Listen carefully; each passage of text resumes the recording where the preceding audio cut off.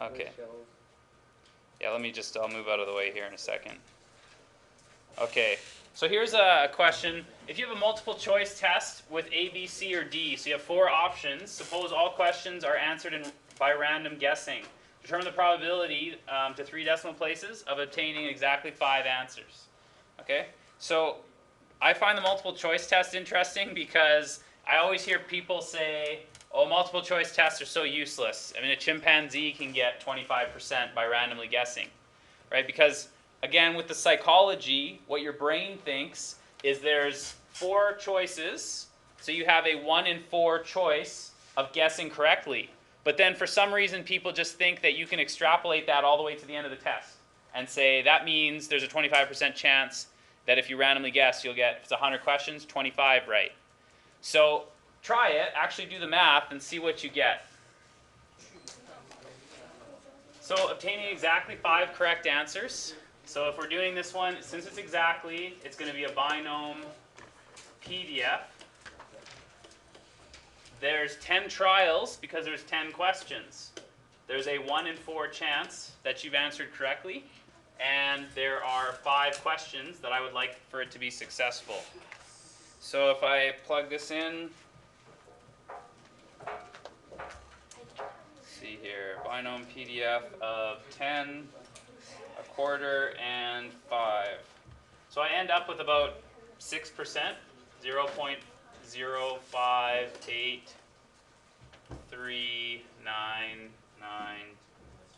Okay. And the probability that you guess your way into passing the test, okay, so you randomly guess and you want to pass this test. There's a lot of people that would tell you it's 25% because there's 1 in 4 that you guess correctly on each question. But that's not correct. If we try the math on this, passing the test, that's 5, 6, 7, 8, 9, or 10. So what I want to remove those numbers from 4. Whoops. I want to remove the numbers from 0 to 4. Okay. So what that means is I'm going to take 1 minus the binom CDF. Yeah, it is Funky Town. Yeah, I called it. That psychology class, they have all the fun, don't they? They're always watching movies and playing music. So let's see here. 1 minus.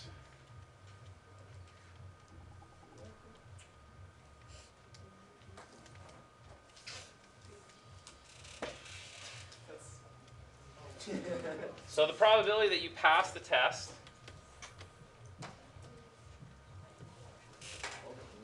is about 7.8 or less than 8%.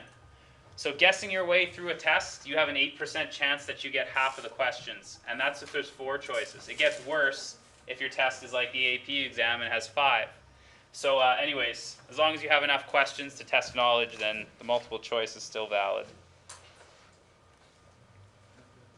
Okay, a dice is rolled 8 times. Determine the probability that you obtain exactly 3 sixes or at most 3 sixes. Okay, so if we want exactly 3 sixes, let's, this one's exactly, so it's going to be binom PDF. How many experiments am I doing? 8 experiments. What's the probability for success? 1 over 6. And how many do I want to succeed? 3. Easy as that. So that would be my answer. All I have to do is substitute it in the calculator at this point. Okay, what about obtaining at most 3 sixes? Okay. So I always do this every time before I start these questions for at least and at most. If I want at most 3 sixes, I write down what I want. Because then I can say, oh, this is going to be, I don't need to do any subtraction. It's the cumulative function up to 3. So it's going to be just a binomial, it's going to be just a binomial CDF because it's cumulative. Same experiment, 8, 1/6, but I want them added up to 3. So this would be the answer for part B.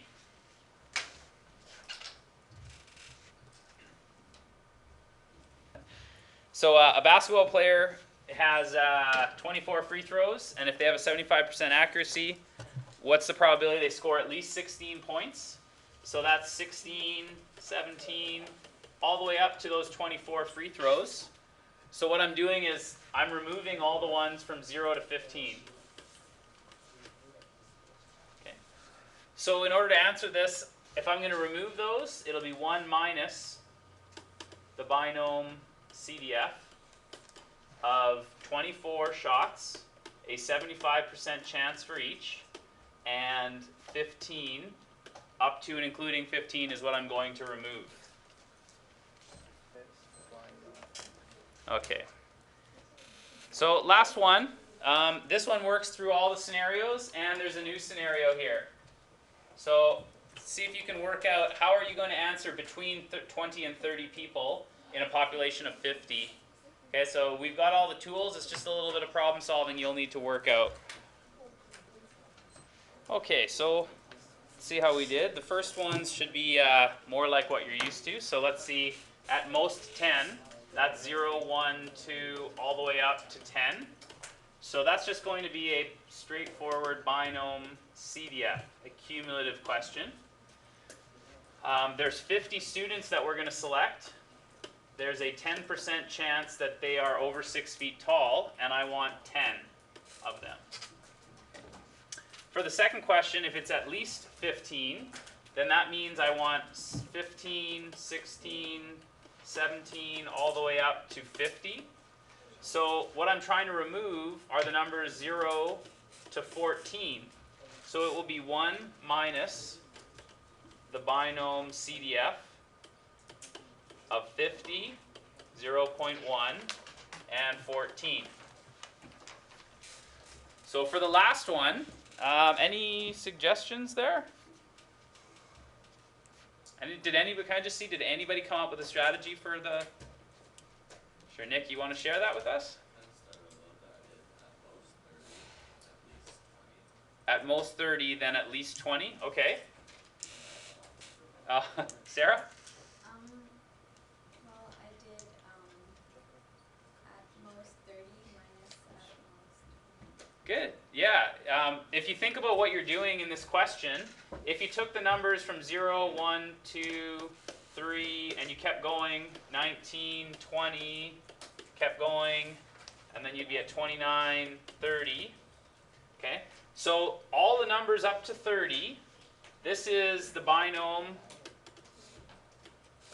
CDF, 50, 0.1, and 30. What we want to do is get the numbers between 20 and 30. So I want to cut it off here, and I want to subtract all of this.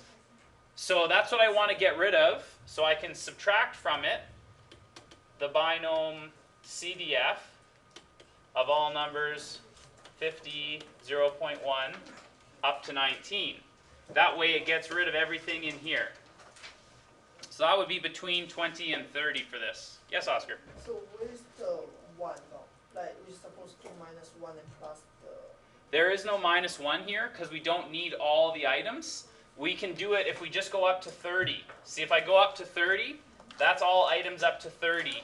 If I had a 1 somewhere in here, that would say go up to 50, right? Because 1 means all of them. Yes, Mona?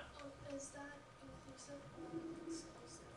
In this example, it's very easy to adjust it if it was exclusive, but in this example, we'll assume it's inclusive. Okay, good question. If it was on your exam or something, I hope it's more explicit. Otherwise, ask. Okay?